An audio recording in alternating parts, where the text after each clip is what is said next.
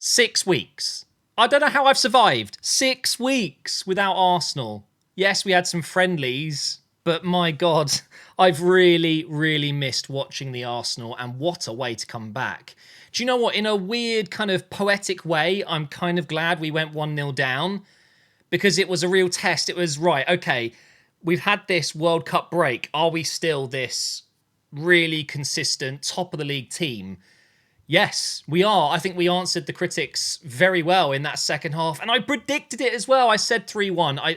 I said it would be 3-1 as soon as we went in at halftime.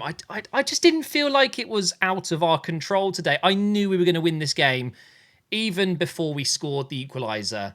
And that's not me trying to say, oh, I'm Mystic MGH or whatever. No, you just know with this Arsenal team that there's that grit there. There's the determination to turn it around, and I really missed it. I really, really missed it. Huge game because, West Ham, London rivalry there. It is a derby. Doesn't feel like it sometimes between us and West Ham. I definitely feel it more with obvious games like Tottenham and Chelsea. But there's something about West Ham where I always feel a little bit uncomfortable going into these games. They're a very physical side. They've got some very good individual players, very difficult to break down. They've got, I think, one of the most underrated keepers over the last 10 years in goal. Fabianski, ex-Arsenal, yes, I know, but very good goalkeeper. He's just a difficult character, isn't he? I don't know what it is about Fabianski. He's always done well against us, I feel like, whenever we've come up against him since he left. Let's talk about the penalty, okay, because was it a penalty? Was it not a penalty? Ultimately, it doesn't matter now that we've won the game, but I would be sitting here if we'd lost 1-0 saying, oh, that penalty decision is everything. But yeah, obviously it's easy to say now it didn't matter. Was it a penalty? Yeah, I think it probably was. If you haven't seen it, I think, unfortunately, Gabriel is to blame, actually. He's massively out of position as he's challenged for a header. It's then gone in behind, and Saliba's got two players to mark. He's gone with the runner, and it's gone to Bowen, who's obviously a pretty quick, tasty winger. He's just got ahead of him, and you can see as Saliba's cut in, he has missed the ball, and he's just touched his leg. It's a penalty in today's age. It just is. Maybe 10, 15 years ago, no chance. But with VAR, with all the slow-mo replays, it was always going to be a penalty. But I don't blame Saliba.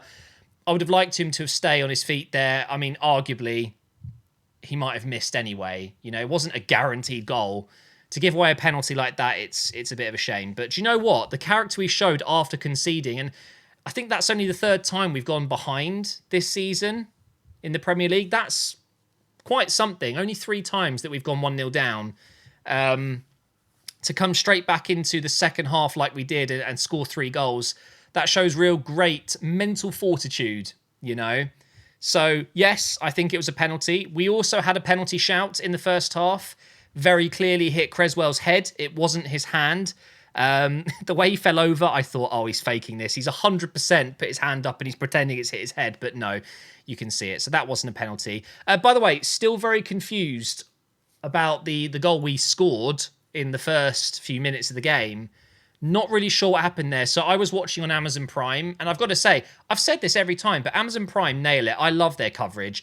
The best thing ever is being able to mute the commentary, and I know a lot of people like listening to commentary. I get that, but I love the option of turning it off. All I can hear is the stadium and the players, and you can literally hear Arteta shouting orders and barking tactics, and I love that. So I might have been a bit confused because I didn't understand what was going on. I couldn't hear it. It's almost like you're there, and sometimes when you're at games, you obviously don't know really what's going on. So a little bit confused by that. Apparently it was offside, but I really didn't see any offside call. But I turned commentary on in the second half, and it was Ali McCoist, man. I mean, that's fine. I'm happy with Ali McCoist. But yeah, I think the referee didn't do anything wrong today, per se. I saw a lot of Arsenal fans complaining, again, about refereeing decisions. But now, I don't think it was a problem. But maybe I'd be saying things differently if we'd lost the game. But honestly, every single player here haven't got a bad word to say. I really don't. Martinelli and Nketiah and Saka all scoring, the front three. Xhaka and Ødegaard getting all the assists. Partey was incredible in midfield. Tierney had a really good game. Gabriel and Saliba, solid as ever. Ben White is, I think, the best right back in the league right now, genuinely. I don't say things like that lightly, but Who's better at right back than Ben White right now? Reece James, who hasn't played in a few months? I don't know. It's a tough one. But Ramsdale as well had to make a couple of saves. I wish he was a little bit better at penalty saving. I never feel confident when we have a penalty going in up against Ramsdale. I don't feel like he's going to save it. He can work on that for sure. Quick word on West Ham, because obviously they've lost this game and they never had control. It was never going to be a West Ham win unless they just really were lucky and held on to that 1-0 lead. But they're going to be absolutely fine. My worry for them is ultimately when Declan Rice leaves. I think he'll go in the summer. Antonio, I'm sure, will be gone at some point, whether it's retiring or taking a step away from West Ham, because I don't think he's at the level anymore. Bowen had a quiet game other than the penalty win. Souček hasn't been the same since his first season. Not sure about Kehrer as a new signing.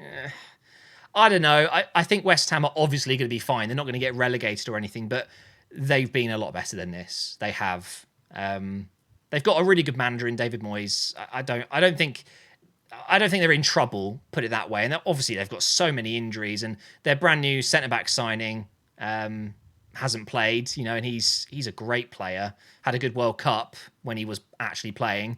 And Scamacca, of course, and Cornet, both good signings as well. But this is incredible, isn't it? We've completely dominated the game.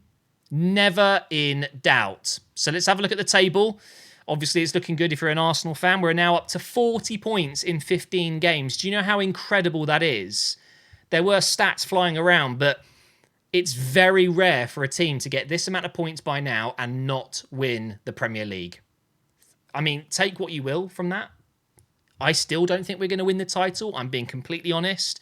I truly believe that we're going to finish in second place. I think Man City will go on a massive win streak and they'll win the title. And I think it's going to be between us and Newcastle for second place at this rate.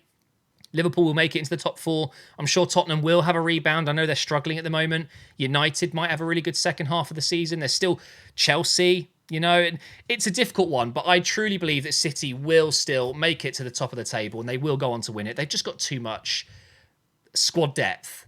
Have you seen the fixture list? It's disgusting. And I just don't think our pretty small squad can handle it, especially if we get a couple more injuries. Losing Jesus is already huge. But fair play to Nketiah, by the way. I thought he did very well. And you can see our run of games coming up now. So it's Brighton up next. Caicedo is suspended, so their best player is out. So that's a good thing, but not an easy game. I might try and get there, actually. I haven't got tickets. I need to look out. If anyone can hook me up with Brighton tickets, I need 3, if possible. I would absolutely love to go to that game. And then it's the Newcastle game, which, massive. If we can win that, I mean, at least it's at home. Oxford United in the FA Cup shouldn't be a problem. Tottenham away shouldn't be a problem realistically, but let's all just reel it in a bit. It's a tough one. It's still a really tough game. And then, of course, United, Everton, Brentford, City, Aston Villa. And they're games like this every 3 days, and it's going to be exhausting. But anyway, let's get your comments in. So I tweeted out 3-1. What a way to come back after 6 weeks. Thoughts on the game. Neil here says, still playing gorgeous football. That's the thing. We're winning, but we're playing so nice. It's fun to watch. I actively enjoy watching. I'm whoa, all these reactions. I love it. 3 points today. On to the next one. Jamie said, needed that win to keep momentum. That's the key. We wanted to make it as if there was no break. That we've gone from pre-break to post-break with no issues whatsoever. We're just chugging along nicely, and that's what we've done tonight. So for sure. And Mudryk incoming. Yeah, so let me just go on my profile here. You'll see I tweeted this out. I saw it on his Instagram. So Mudryk, apparently he's in talks right now with Arsenal. Apparently we've put a bid in, which is probably going to get rejected, but it's close. It's a good bid. And he's posting on Instagram that he's watching the Arsenal game. Like, come on. And yeah, look, see, it'll be 3-1. I called it, all right? So it looks like Mudryk will be coming. And I've just seen, by the way, that Gakpo is going to Liverpool just out of nowhere. Ødegaard was Ozil in disguise, says Carl Hicks. What a effing player he is, or he being. Wow. He was incredible today. In fact, the picture I used was of Ødegaard. Genuinely, I mean, unstoppable, unplayable at times. And then Lee here says, looked very comfortable tonight, especially in the second half. A few years ago, we were more likely to lose this game after being behind at half-time. Shows how far we've come under Mikel. Crazy to us how Mesut Ozil, how old he is. One special player. That's the thing. He's only 23. Genuinely, this team has so far to go. Obviously, at some point, Granit Xhaka and Partey will be in their early 30s, 32s, 33s. They will have to be moved on at some point, but I just trust that Arteta, Edu, the whole club know what they're doing. They will bring in very adequate players. But ultimately, guys, we've come back top of the table. We continue to be top of the table for at least another 2 or 3 games, I would say, because we could afford to lose 2 games. We've got a couple of points in hand, and City still haven't played. Newcastle played an extra game. We're looking very comfortable at the moment, but of course, the real test is going to be March, April, when these games come thick and fast. If we make it further in the FA Cup, it's going to be a really, really difficult end to the season. But you know what? We can be really proud of how far we've come so far. And as Arteta has said in a recent interview, we're ahead in this project. Trust the process. We are ahead in this process. We are probably a year or 2 ahead of where they expected us to be. So anything right now is an added bonus.